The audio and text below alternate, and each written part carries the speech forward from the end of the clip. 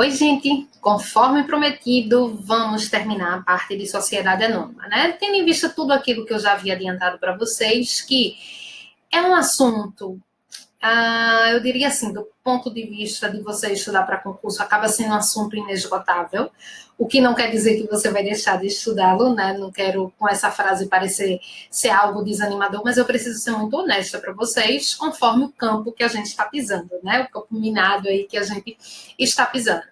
Então, como eu dizia no nosso bloco anterior, só aqui arrematando, a gente pega, né? Seja aqui no meu curso de isolada, seja nos nossos preparatórios para concursos genéricos, com outras matérias também, a gente sempre faz um apanhado daquilo que mais costuma aparecer em prova. E por isso a gente tem um direcionamento em termos de como caminhar na Lei 6.404 de 76, Lei das Sociedades Anônimas. Como eu dizia a vocês anteriormente, nós terminamos, né, falando do papel da CVM. Lembra que a gente falou daquilo, do mercado de valores mobiliários? Tem muito mais do que aquilo, tá, gente? Aquilo que, deixa eu só colocar aqui para você se lembrar, se você já assistiu a aula passada há um tempinho. Então, deixa eu pegar aqui, a gente viu isso daqui, terminamos aqui. Então, tem muito mais do que isso aqui, tá? Por exemplo, tem a Bolsa de Mercadoria e Futuro, que a gente não colocou aí. É por isso que eu te disse, a gente está indo até aquilo que as provas costumam cobrar, tá? E por isso também que eu vou ser repetitivo, você pega e vai fazer o maior número de questões possível acerca do assunto. Mas vamos aqui caminhar. Então, a gente falava que disso estamos tratando do chamado mercado de valores mobiliários. Por quê? Porque ações, debêntures, partes beneficiárias e bônus de subscrição são bens móveis. Então, anote aqui. Ação é forma de divisão do capital social. Acho que você vai dizer, professora, não precisa anotar isso, eu tenho plena noção disso, né? Mas a gente precisa dessa informação. Então, tal qual como as cotas, as ações elas também servem para dividir o capital social, tá? Mas aí, gente, as ações, elas constituem um investimento de risco, para você entender um pouquinho melhor essa coisa do investimento em ações. Como assim? A partir do momento que eu invisto no mercado de ações, eu vou lá, como a gente falou, né? Eu pego no meu celular, contrato aí uma corretora, tem umas que são gratuitas, tem outras que são pagas, vai lá de acordo com o seu perfil e quero investir em ações, por exemplo, das Casas Bahia, né? Algo assim. Sempre, como eu digo, eu sempre vou falando em termos de marcas e nomes de fantasia que fica mais fácil vocês entenderem. E aí, o que é que acontece? Quando eu invisto em ações, eu nunca sei exatamente quanto eu vou tirar. No momento que eu pretender vender, eu posso vendê-la no momento que eu quiser, eu não sei quanto é que eu vou tirar, sabe? Às vezes pode ser que eu ganhe muito dinheiro, como também pode ser que eu perca muito dinheiro. Como eu estava dizendo também anteriormente, se você for analisar assim, existem ações de uma companhia, por exemplo, tudo bem, a Oi ela está passando por um processo de recuperação judicial complexo, até dizer basta, de anos esse processo se arrastando, mas você pega ações de uma empresa feita a Oi que estão custando R$1,50 por aí. Tá? Eu estou te dizendo isso agora, de repente você me assiste, já não é nada disso, né? Mas nesse dia que eu estou gravando para vocês é mais ou menos isso. E aí, gente, isso aqui pega muita gente em relação ao investimento de ações, porque você investe e nunca sabe quanto você vai tirar. É um investimento que a gente chama de volátil, né? É um investimento que, assim, às vezes tem uma crise na China, na macroeconomia mundial, que atinge a Bolsa brasileira. Às vezes não, várias vezes. Portanto, essa é a pegada de você investir em ações. Eu investi um determinado valor, a hora que eu quiser eu posso vender ou não, né? Posso fazer realmente um investimento lá para o futuro, né? Só para, sei lá, daqui a 20, 30 anos, quando eu pensar em me aposentar. Mas na hora que eu for vender, eu não sei quanto é que eu vou resgatar, tá? Eu me lembro, não sei se vocês lembram disso, acho que sim, porque é relativamente recente, mas quando teve aquela grande crise da Petrobras, né, assim, em aspectos políticos e tudo mais, aí o pessoal ficava assim, o que vai chegar a R$5 primeiro? Lembra disso? É uma ação da Petrobras, é um litro de gasolina, é o dólar e tal, tinha essa brincadeirinha assim nas redes sociais. Bom, ali teve gente que perdeu muito dinheiro. Eu me lembro que na época eu conversava até com uma pessoa conhecida que tinha comprado as ações a R$25, tá? Quando comprou. E decidiu vender quando elas chegaram a 19. Veja, você vai dizer, professora, essa pessoa perdeu muito dinheiro, essa pessoa perdeu R$6. Gente, não é uma ação que você compra um lote de ações. E aí, de repente, ele vendeu naquele momento, perdeu dinheiro. Talvez se tivesse segurado um pouquinho hoje, tinha ganho muito dinheiro. Então, é isso, tá certo? É uma forma de investimento arriscado, tá? Eu quero que vocês tenham, assim, a ideia de cada uma dessas coisas que a gente vai falar agora. Bom, professora, não combina muito comigo. Eu sou uma pessoa bem mais conservadora, eu quero saber exatamente quanto eu vou tirar do meu investimento. Tem uma outra forma de eu investir nas companhias? Tem. A outra forma de você investir bem mais, digamos assim, segura, bem mais conservadora, é através das debêntures. Diz o artigo 52. A companhia ela pode emitir debêntures que elas vão conferir ao seu titular direito de crédito contra ela, nas condições constantes da escritura de emissão e se houver o certificado. Então, gente, falando de uma maneira bem simples para você entender. Debênture é uma espécie de título de crédito, só que é uma espécie de título de crédito da lei das SA. E funciona assim, é como se eu emprestasse dinheiro a uma determinada companhia e daqui a tantos anos, normalmente 5 anos, conforme o que for determinado no certificado, eu vou lá e resgato. Qual é a grande sacada da debênture? Eu sei exatamente quanto eu vou resgatar. Eu não vou ter nenhuma surpresa daqui a anos, né? Enquanto é como se eu fosse uma mutuária, é como se eu emprestasse dinheiro àquela companhia. Quando eu vou resgatar, eu sei exatamente quanto é que eu vou receber.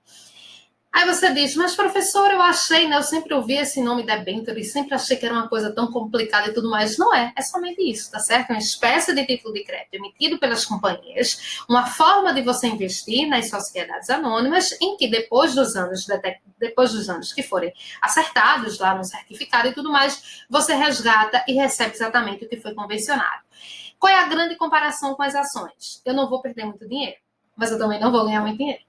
Tá? Aí você que faça a análise de cada um, porque eu sei exatamente quanto eu vou receber de volta. Só para você ter uma ideia, quando você pega economias assim bem consolidadas, como por exemplo na Alemanha, o resgate de debênture lá chega a ser de 50 anos. Aí você diz, mas 50 anos nem eu vou estar vivo, né? Sim, mas aí seus herdeiros e tudo mais, porque é uma economia consolidada.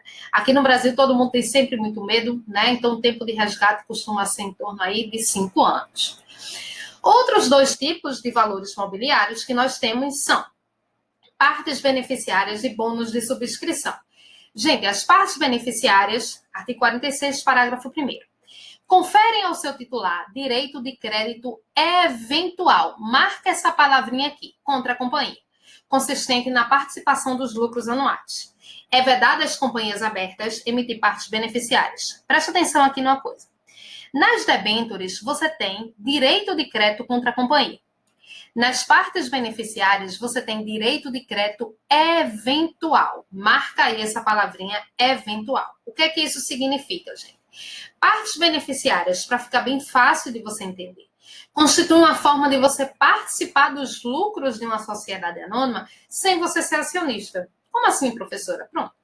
A SA diz aos seus funcionários que, se atingir determinado patamar de lucro naquele ano, vai distribuir lucros com seus funcionários. Por isso que é um direito de crédito eventual, tá? Por isso a palavra eventual. Uma determinada SA, ela diz que, se ela atingir um determinado patamar de faturamento, ela vai fazer uma doação de tanto para uma entidade de caridade.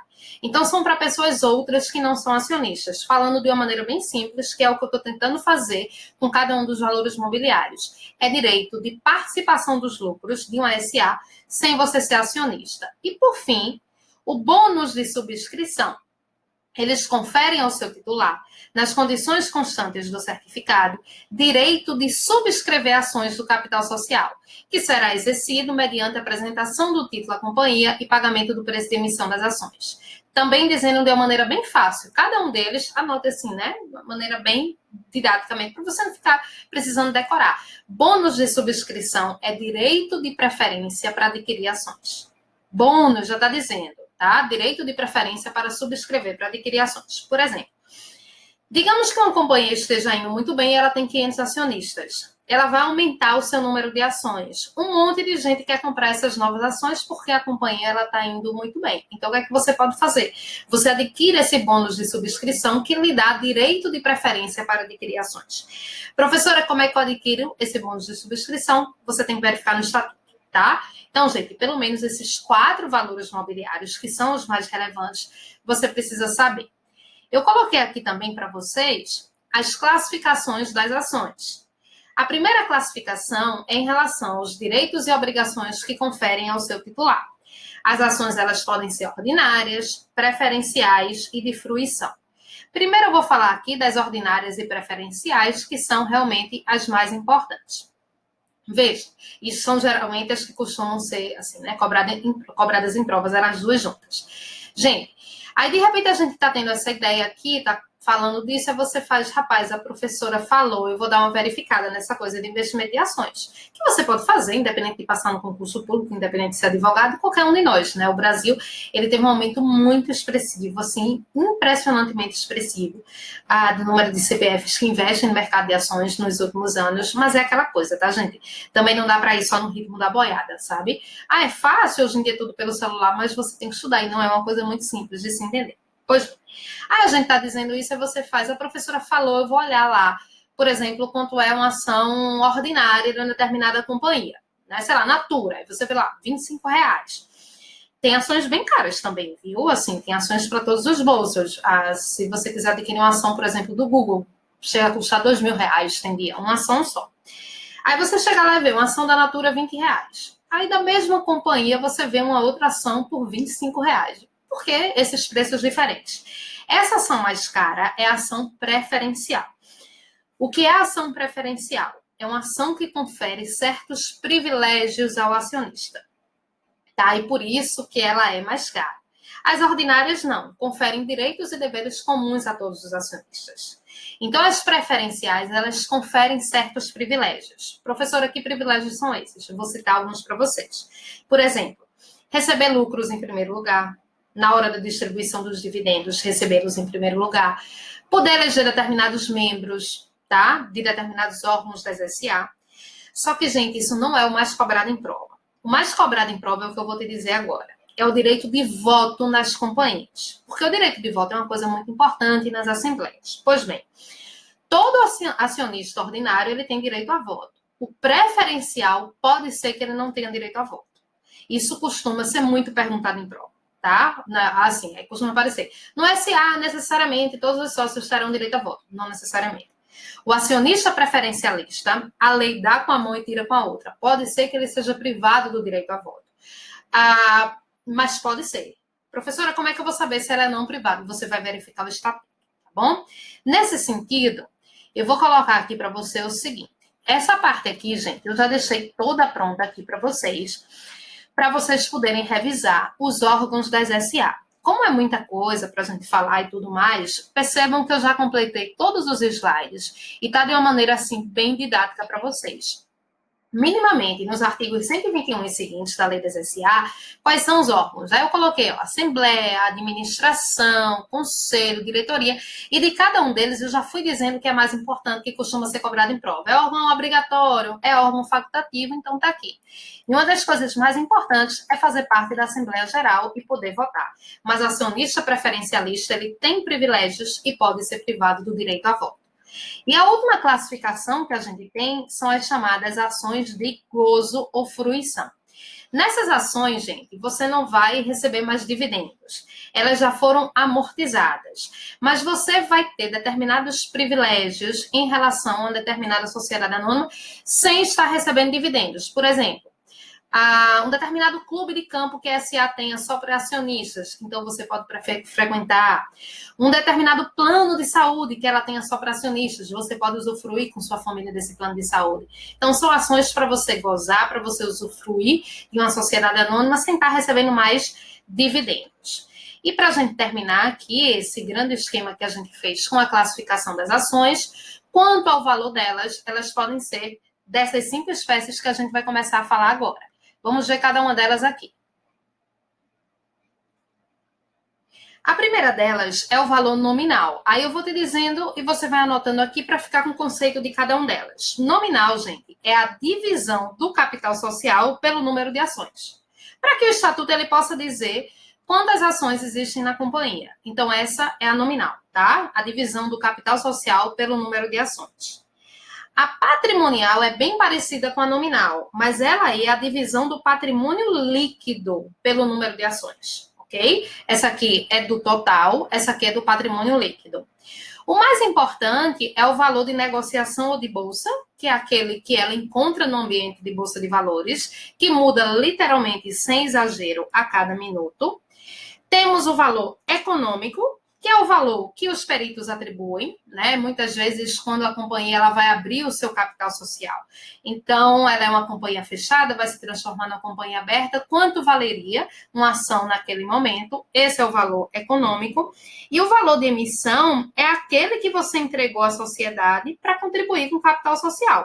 É o valor que foi pago no momento da subscrição da ação. Tá? Então, para que você tenha aí uma noção desses valores das ações. Como eu disse a vocês, isso é um assunto muito rico. A gente poderia aqui, né, falar só de investimentos em bolsas de valores e tudo mais, mas não é a pegada da gente. Quando a gente se volta para uma preparação de concurso, mas é um assunto que realmente tem muita coisa, gente, assim, né, para a gente falar. Aqui em casa a gente tem meu marido, a gente fica discutindo, minimamente a gente vai investindo e tal, para ter, né, hoje em dia é tão difícil assim os investimentos de poupança, não dá nem para você chamar mais de investimento, fundo de renda fixa, essas coisas todas, você não tem muito mais o que fazer, senão na bolsa de valores, né, aí de vez em quando ele diz para mim, eu chego com a sandália da Arezzo, né? Só as meninas vão entender isso. Aí ele chega, ele não fala, um dia ele mexeu assim, né, vindo na sandália. Esse valor da sandália era o preço de uma ação da Arezzo. Não era muito melhor comprar uma ação da Arezzo? Eu disse, não, eu não vou andar em cima de uma ação da Arezzo. As meninas me entendem, né, gente? Minimamente. Mas é o seguinte, é uma questão só de você realmente se organizar, porque não precisa ser rico, não precisa ter dinheiro sobrando, para que você possa investir no mercado de ações, tá? Bom, gente, eu coloquei aqui esse artigo 7, como a gente já tinha falado. Eu coloquei aqui a última grande novidade de alteração legislativa que a gente teve em termos da lei das SA, que foi essa previsão da lei 13.818 de 2019. O que foi que essa lei fez? Ela alterou a lei das sociedades anônimas para dispor sobre as publicações obrigatórias e ampliar para 10 milhões de reais o valor máximo admitido de patrimônio líquido para que a sociedade anônima de capital fechado, só a de capital fechado, faça jus ao regime simplificado de publicidade de atos societários. Deixa eu traduzir aqui para o português. A coisa operacional, a coisa burocrática de uma SA, ela é muito cara, como tudo nesse país. E essa publicação dos atos societários, ela também é uma coisa muito cara.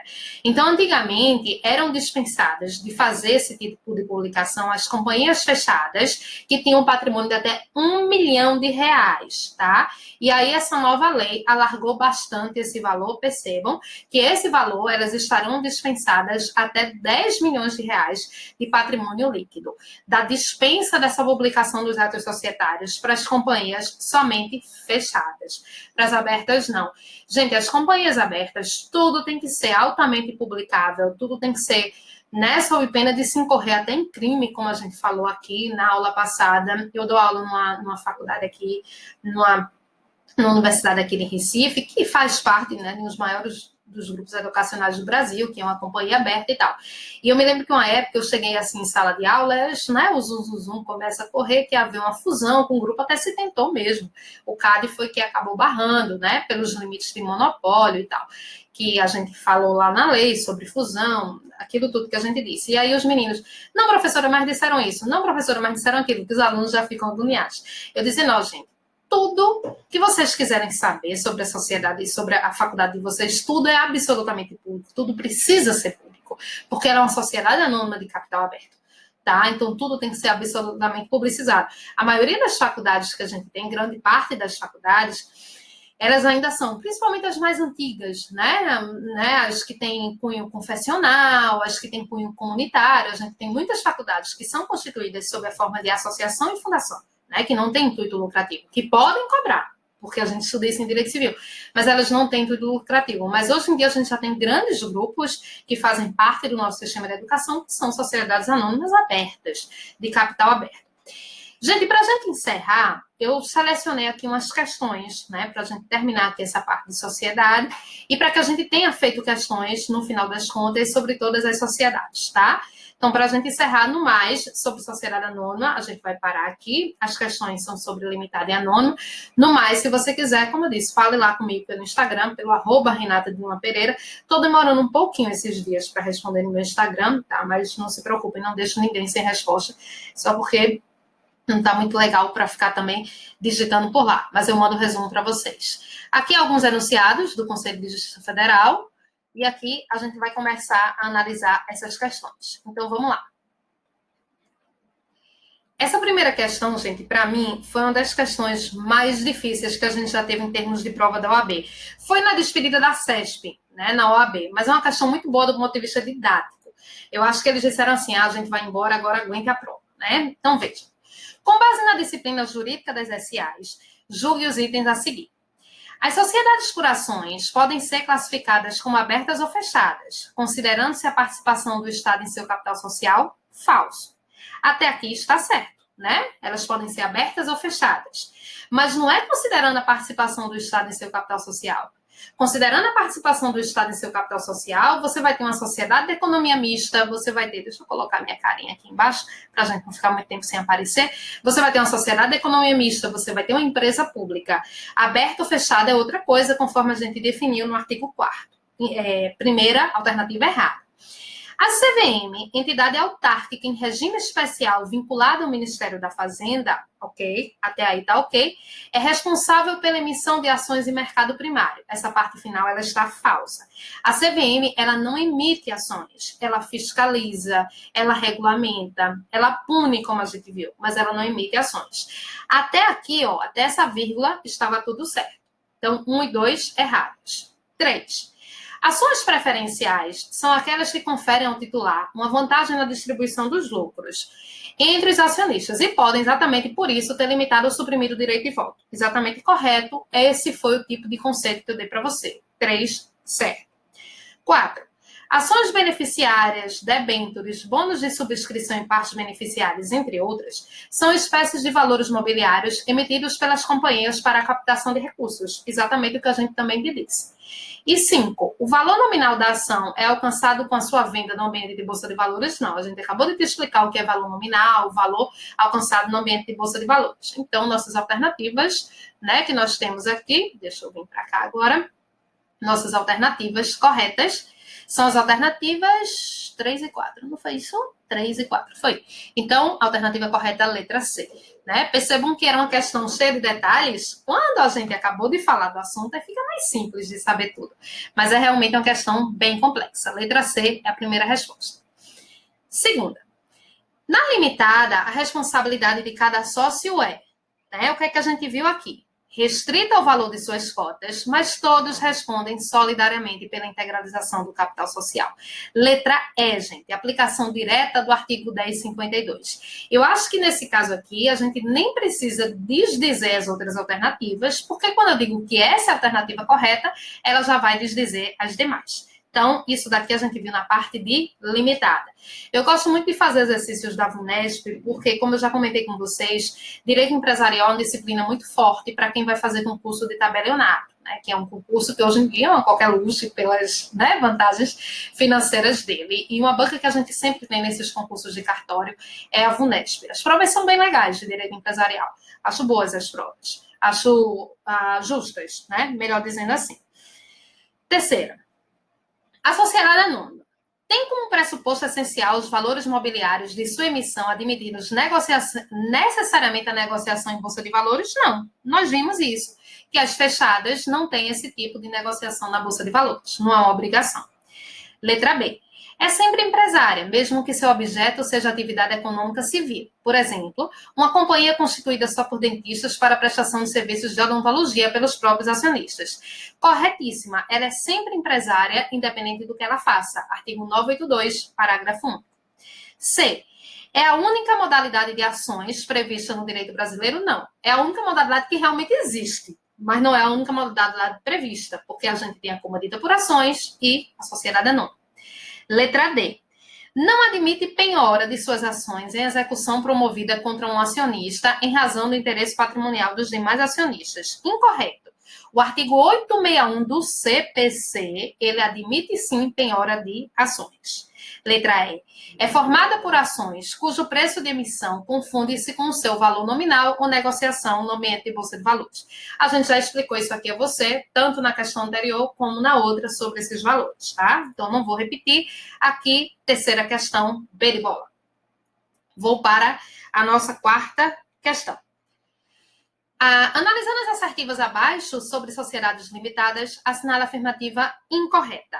Letra A. Presta bem atenção que agora estamos falando da alternativa incorreta. Essa aqui é uma outra banca, gente, a IESES também, que é bem presente nesses concursos de tabelionato. Letra A.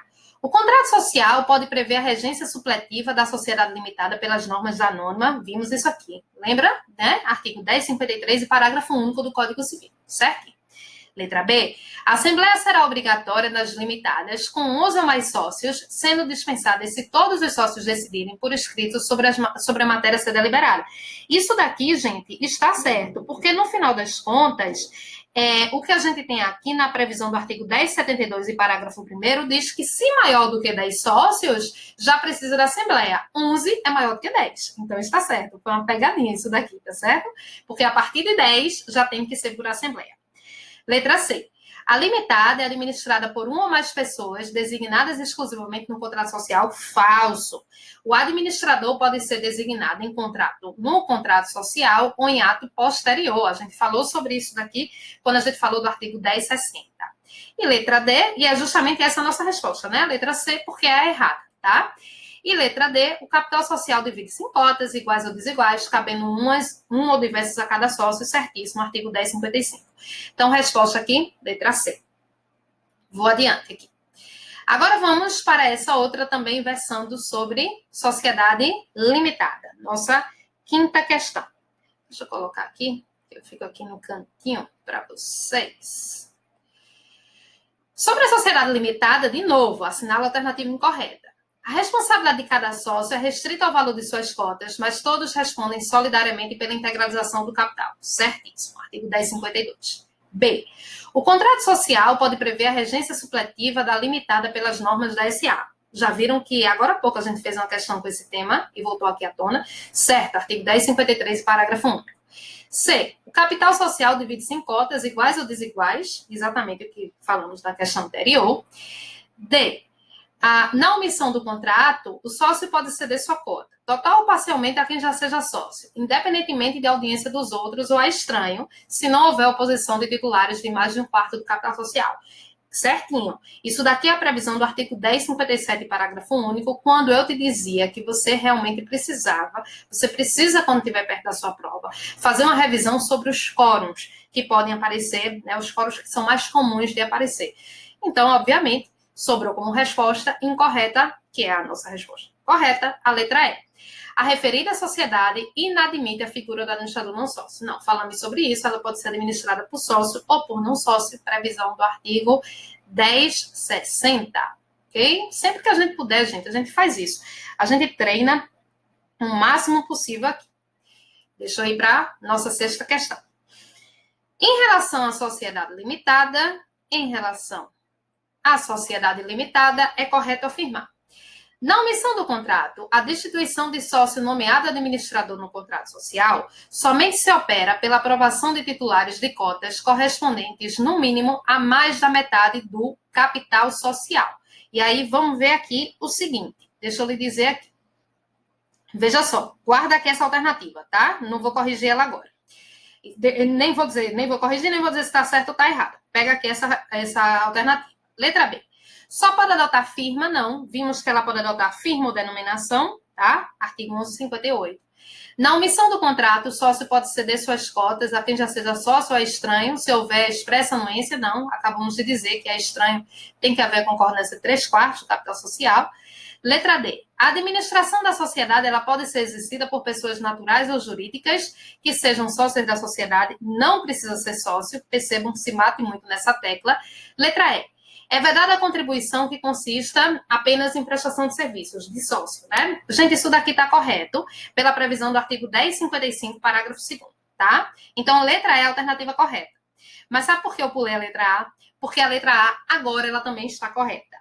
Aí você vai dizer, sim, professora, então, nesse caso, essa questão, ela foi anulada. Não, não foi. Deixa eu dizer aqui. Eu deixo ela porque é uma questão, né? Acho legal da gente trabalhar didaticamente e até para chamar a atenção de vocês para isso.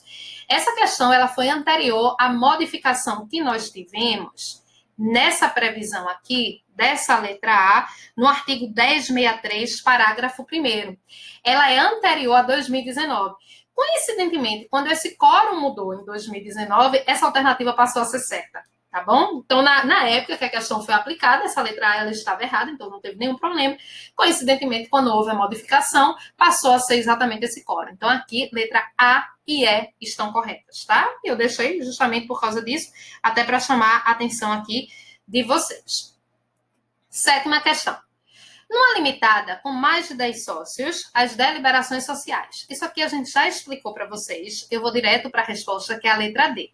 Devem ser tomadas obrigatoriamente em assembleia, dispensada no caso de todos os sócios decidirem por escrito sobre a matéria que seria objeto dela. Certo? Artigo 1072, parágrafo 3º. A forma de deliberação social depende do número de sócios. 8ª questão. Na sociedade anônima, o capital vai ser dividido em letra D, cotas eu tiro. Letra E, cotas eu tiro. Concordam? Então, a resposta aqui, gente, vai ser letra A, ações, obrigando-se cada sócio somente pelo preço da emissão das ações que subscrever ou adquirir. Isso aqui a gente falou para você naquela diferenciação com sociedade limitada ou naquela diferenciação com sociedade limitada. Então, cada sócio vai ser obrigado somente pelo preço das emissões de responsabilidade limitada individual. 9ª questão para a gente chegando aí, né, perto do nosso fim. A 9ª questão, ela vai nos dizer o seguinte: a administração da sociedade anônima compete. Essa questãozinha aqui, você precisa ler aquela parte de órgãos que eu havia deixado para você, que foi uma parte que eu deixei para você estudar em casa. E nesse sentido, você vai ver que a resposta aqui é a letra B, porque a administração, ela compete à diretoria, ao conselho de administração, ou somente à diretoria, conforme dispuser o Estatuto Social, artigo 138. E para a gente terminar, vou à nossa última questão. Qual das seguintes sociedades não pode ser objeto de dissolução parcial por iniciativa exclusiva de sócio dissidente? A nossa resposta aqui, gente, é a sociedade anônima de capital aberto, tá? Essa é a resposta que a gente vai ter, porque nas outras, aqui você pode sim, elas podem ser objeto de dissolução parcial por iniciativa exclusiva de sócio dissidente. Não pode, no caso, a sociedade anônima de capital aberto. Ok? Pronto. E com isso aqui a gente encerra. Qualquer dúvida vocês me perguntem. Eu fui aqui mais rápido no finalzinho para dar tempo da gente concluir as 10 questões. Qualquer coisa me perguntem, tá? Me digam, porque aqui a gente encerra a nossa parte de direito societário, que eu espero que tenha sido de bastante proveito para vocês, porque é algo muito explorado nas provas, é algo que a gente lida muito na advocacia, certo? Então, um grande abraço.